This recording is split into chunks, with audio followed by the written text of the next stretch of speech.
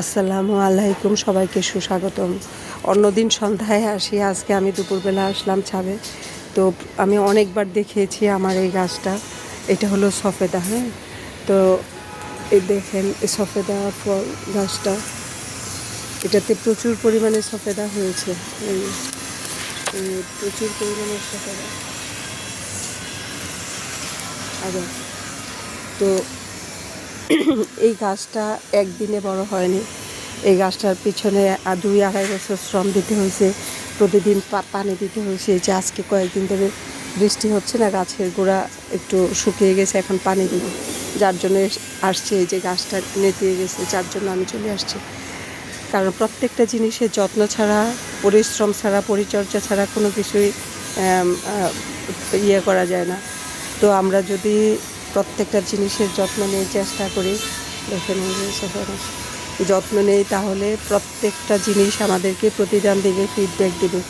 যেমন মানুষ দেয় না, মানুষ অকৃতজ্ঞ। আপনি একটা মানুষের জন্য অনেক কিছু করবেন, কিন্তু কিছুদিন পরেই আপনি যে করেছেন সেটা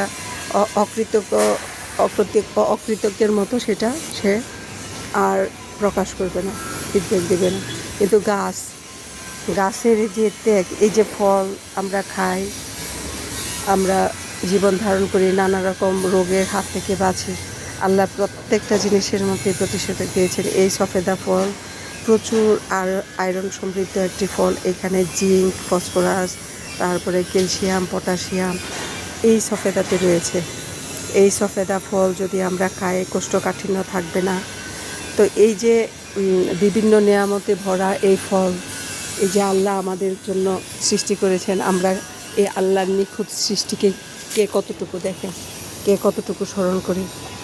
আমরা একবার ভেবে দেখি, আল্লাহর এই সৃষ্টি, এই সুন্দর আকাশ, এই সুন্দর প্রকৃতি, আল্লাহর এই সৃষ্টিকে ভিতরে দেখেন, এই যে ভিতরে তো আমরা যদি এই আল্লাহর সৃষ্টি থেকে, আল্লাহ পবিত্র কোরআনে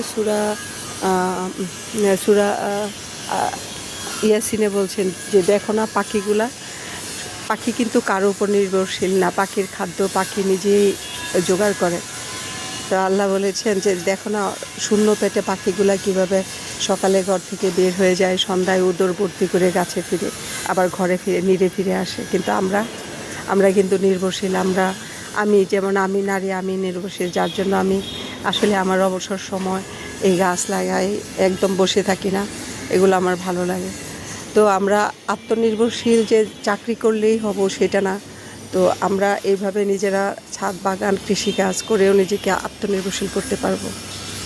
তো আসুন আমরা সবাই আল্লাহর নিয়ামতের কৃতজ্ঞতা প্রকাশ করি। সবাই ভালো থাকুন, সুস্থ থাকুন। আসসালামু আলাইকুম।